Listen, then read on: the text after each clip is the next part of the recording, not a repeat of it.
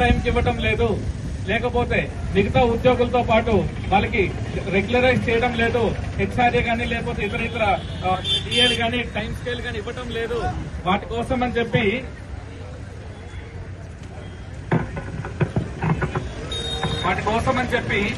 ఏదైతే నిరసన తెలియజేస్తున్నా దానికోసం ఏమైనా హామీ ఇస్తారేమో అని చెప్పి ఆశించాం. మేము ప్రతిపక్షం అయినప్పటికీ కూడా వాళ్ళు ఈ హామీ ఇచ్చి వాళ్ళు ఏదైనా వాళ్ళు ఇచ్చిన హామీలే నెరవేరిస్తే సరే, నెరవేర్చారు కాబట్టి మన గిరిజన ప్రాంతంలో ఉన్నటువంటి నిరుద్యోగులు కానీ ఇక్కడ ఉన్నటువంటి అవుట్సోర్సింగ్ కాంట్రాక్ట్ బేసిస్ ఉద్యోగులకు ఎవరికైనా న్యాయం జరిగితే పర్వాలేదు మేము కూడా ఆశించాం. మేము కూడా కొంచెం వాళ్ళు వచ్చి వెళ్తున్నారు కాబట్టి దాని తర్వాత మేము కూడా మాట్లాడట్లేదు వెయిట్ చేశాం. కానీ 4.5 సంవత్సరాల తర్వాత గిరిజన ప్రాంతానికి వస్తూ ఇలా గిరిజన ప్రాంతానికి వచ్చిన తర్వాత మీరిచ్చినటువంటి హామీలు, మీరు పాదయాత్రలో ఇచ్చినటువంటి హామీలు, మీరు ప్రభుత్వం ఏర్పడకుండా ముందు మీరు ఏదైతే హామీలు ఇచ్చారో హామీల గురించి కనీసం దాని మీద స్పందించకుండా ఈ రోజు ముఖ్యమంత్రి అక్కడి నుంచి వెళ్ళిపోవడం అనేది చాలా చాలా బాధాకరమైనటువంటి విషయం. ముఖ్యంగా మనం గుర్తుపెట్టుకోవాల్సిన విషయం ఏంటంటే మనల్ని కనీసం పట్టించుకోకుండా ఒక వెంట్రుక వాసిత కూడా మనకి గౌరవం ఇవ్వకుండా ఈ రోజు మనల్ని పక్కన పెట్టినటువంటి సందర్భంగా మనందరం కూడా గుండెల్లో పెట్టుకోవాలని చెప్పి మీ అందరిని కూడా నేను కోరుకుంటున్నాను. ఇక్కడ ఉన్నటువంటి కొన్ని ఇప్పుడు ప్రభుత్వానికి అడిగితే మన రాష్ట్రం లోడ్ బడ్జెట్ లో ఉంది కదా, లేకపోతే మనకి డబ్బులు లేవు కదా అనే కుంటి సాకులు చెప్పేటువంటి పరిస్థితి ఉంటుంది. సో నిజమే, వాళ్ళు చెప్పినట్టే ఒప్పుకుందాం. ఉదాహరణకి వాళ్ళైతే సంపద సృష్టించిన దాని ద్వారా ఈ రోజు మన వేతనాలు ఇవ్వాల్సినటువంటి పరిస్థితి దాని గురించి పక్కన పెడదాం. కొన్ని లావాదేవీలకి లేకపోతే డబ్బులకి సంబంధం లేనటువంటి డిమాండ్స్ కూడా ఇక్కడ ఉన్నాయి. దాని మీద కూడా కనీసం స్పందించలేదు అంటే వాళ్ళు మనల్ని ఏ విధంగా చూస్తున్నారో మీరు కూడా అర్థం చేసుకోవాలి. ఇక్కడ ఉన్నటువంటి ఇందాక అన్నగారు చెప్తున్నట్టు ఇప్పుడున్నటువంటి ఎడ్యుకేషన్ మినిస్టర్ మీతో చర్చలు జరిపారు. చర్చలు సఫలమయ్యాయి, విఫలమయ్యాయండి? విఫలమయ్యాయి. ఇప్పుడు విఫలమైనప్పుడు కనీసం కొన్నిటి మీద అయినా సరే వాళ్ళు స్పష్టత ఇవ్వాల్సినటువంటి అవకాశం ఉంటుంది. కానీ దాని గురించి కూడా పట్టించుకోలేదు. ఉదాహరణకు ఒక డిమాండ్ చదువుతానండి, మరణించిన ఉద్యోగ కుటుంబాలను ఆదుకోవాలి, కారుణ్య నియామకాలు చేపట్టాలి.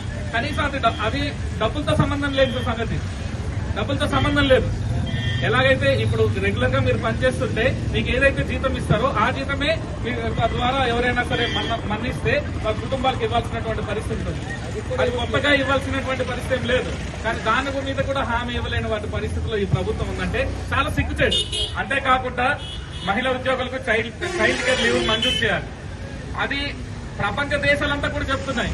ఈ మ్యాటర్నిటీ లీవ్ ఏదైతే ఉందో ఆఖరికి కొత్తగా మగవాళ్ళకు కూడా మ్యాటర్నిటీ లీవ్ తీసుకోవాలన్నటువంటి సందర్భాలు ఈ రోజు కొత్తగా వస్తున్నటువంటి పరిస్థితుల్లో మనకి ఆడతల్లులు ఇక్కడ మ్యాటర్నిటీ లీవ్ కావాలని అడుక్కునే పరిస్థితి చాలా దుస్థితి. ఇది దీని మీద కూడా స్పందించాల్సిన అవసరం ఉంది. ఎందుకంటే కనీసం ఓకే వాళ్ళు చెప్తున్నట్టుగా అది డబ్బులతో కూడినటువంటి సమస్య అనుకుందాం. ఈ వీటికి సంబంధం లేదు కదండి, వీటికి సంబంధం లేదు కదా.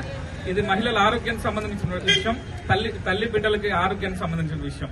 దాన్ని కూడా పట్టించుకోలేనటువంటి పరిస్థితి. లేకపోతే ఇంకోటి చదువుతుందండి, ప్రతి నెల 1వ తేదీని వేతనాలు చెల్లించాలి, సంవత్సరం సరిపడే బడ్జెట్ ఒకేసారి విడుదల చేయాలి. బడ్జెట్ లేకుండా ఉద్యోగాల మధ్య చేయించుకోవడం అనేది ద్రోహమా కదా? ద్రోహం.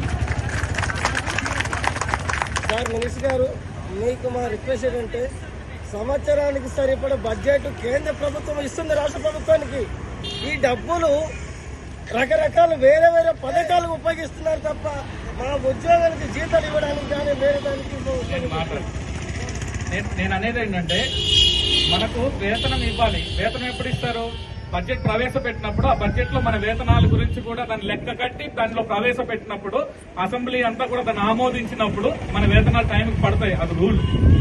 ఆ రూల్ లేకుండా మన వేతనాలకి బడ్జెట్ కేటాయించుకుంటా మన చేత పని చేయించుకున్నప్పుడు అది బానిసత్వం అవుతుంది తప్పితే కానీ ఉద్యోగం అవుతుందని చెప్పి కూడా ఈ సందర్భం మీ అందరికీ కూడా తెలియజేస్తున్నాను. అంతేకాకుండా ఇలా చాలా చాలా చాలా ఉన్నాయండి. ఇప్పుడు పదవి విరమణ వయసు 62 ఏళ్లకు పెంచాలి అంటారు. అది మనం అడగకుండానే మిగతా డిపార్ట్మెంట్స్ అన్నిటికీ పెంచుకుంటూ వచ్చింది ప్రభుత్వం. ఈ తుక్ల ముఖ్యమంత్రి అన్ని ప్రభుత్వ ఉద్యోగాల్లో ఉండేటువంటి అందరికీ కూడా మనం అడగలేదు, మనం ఎవరం కూడా అడగలేదు. కానీ 62 సంవత్సరాలు పెంచారు. ఈ రోజు మనం డిమాండ్ చేస్తుంటే దాని గురించి పట్టించుకోలేనటువంటి పరిస్థితి. మన అడగకపోతే వాడు పెంచుతాడు. ఇలాంటి చాలా చాలా డిమాండ్స్ ఇక్కడ ఉన్నాయి. మేమన్నిటి కూడా వీటి మీద పరిశీలన చేస్తాం, దీని మీద స్టడీ చేశాం. తప్పకుండా రేపొద్దున తెలుగుదేశం పార్టీ అధికారంలోకి వస్తుంది అని నాకు తెలుసు, మీ అందరికీ కూడా తెలుసు. ఈ పార్లమెంట్ మొత్తానికి అంటే జిల్లా ప్రెసిడెంట్ గా, పార్లమెంట్ ప్రెసిడెంట్ గా మీకు హామీ ఇస్తున్నా. ఈ డిమాండ్స్ అన్నింటినీ కూడా లోకేష్ బాబు గారి దగ్గరికి, చంద్రబాబు నాయుడు గారికి నేరుగా నేను తీసుకెళ్లి ఈ ఇష్యూస్ అన్నింటినీ కూడా వాళ్ళు కన్సిడర్ చేసే విధంగా మేము తీసుకెళ్తామని కూడా చెప్తున్నాం. అంతేకాకుండా ఈ పోరాటమే కాదు, గిరిజన ప్రాంతంలో మన గిరిజన అక్క చెల్లెలకి, అన్నదమ్ములకి ఎవరికి ఏ కష్టం వచ్చినా, ఏ పోరాటం ఉన్నా మేము ముందుంటామని చెప్పి కూడా ఈ సందర్భంగా మీకు తెలియజేస్తున్నాం.